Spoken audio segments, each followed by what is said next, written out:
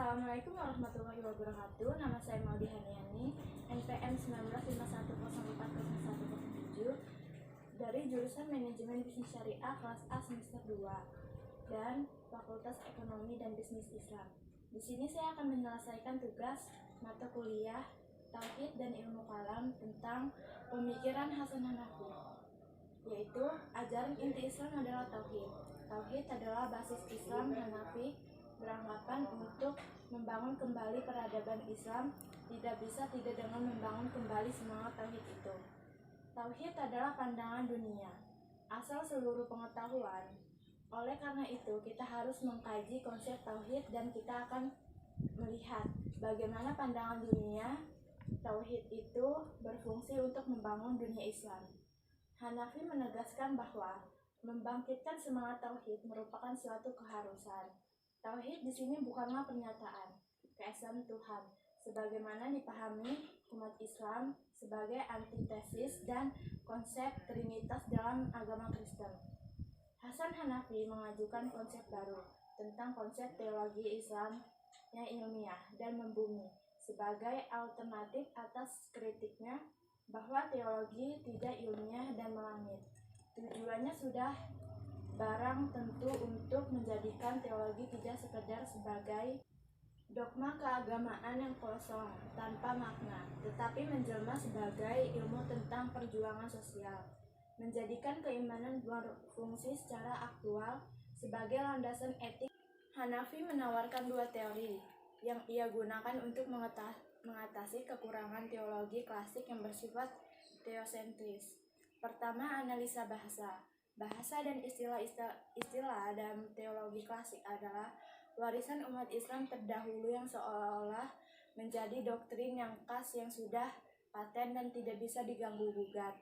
Menurut Hanafi, istilah-istilah dalam teologi sebenarnya tidak hanya mengarah kepada yang transenden dan gaib, tetapi juga mengungkap tentang sifat-sifat dan metode keilmuan yang empirik rasional seperti iman, amal, dan imamah, atau yang historis seperti nubuah dan juga metafisis seperti Tuhan dan akhirat.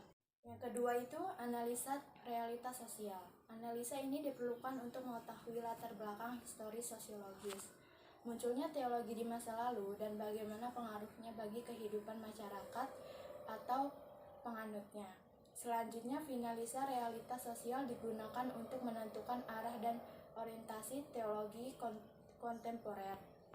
Untuk melandingkan dua tawarannya tersebut, Hanafi menggunakan tiga metode berpikir, yaitu dialektika, fenomenologi, dan hermeneutik.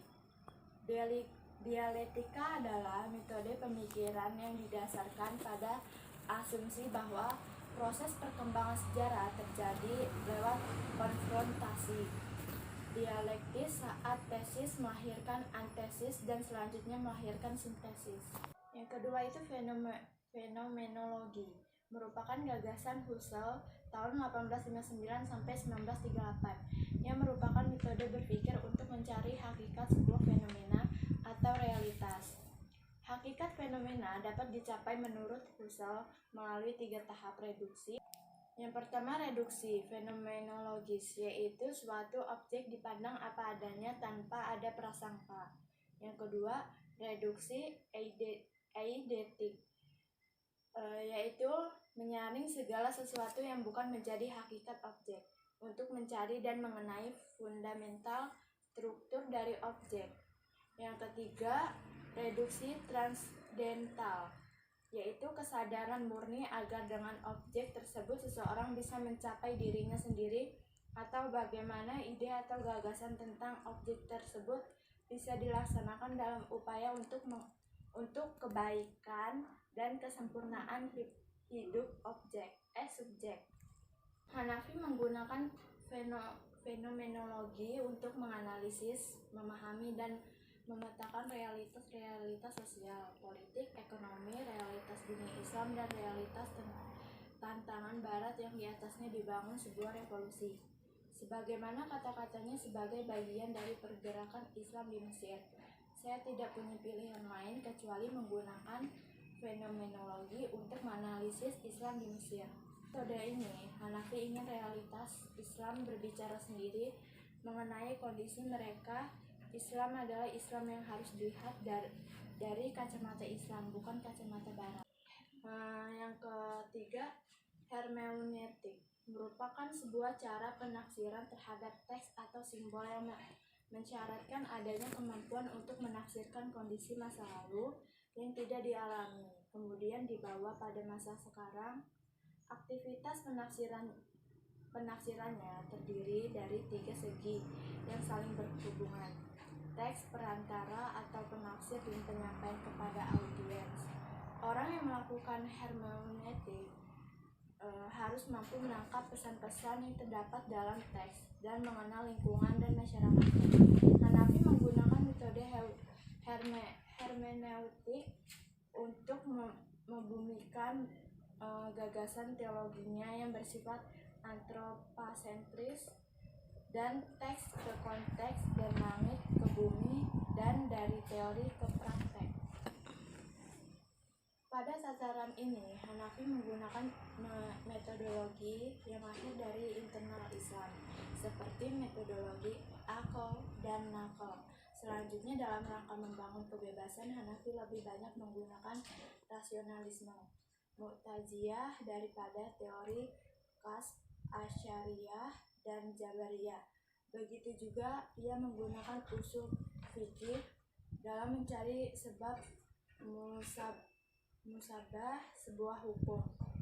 Dari sela-sela ilmu usul fikih ini, Hanafi mengetahui masa lampau, masa kini, dan masa depan kaum muslim.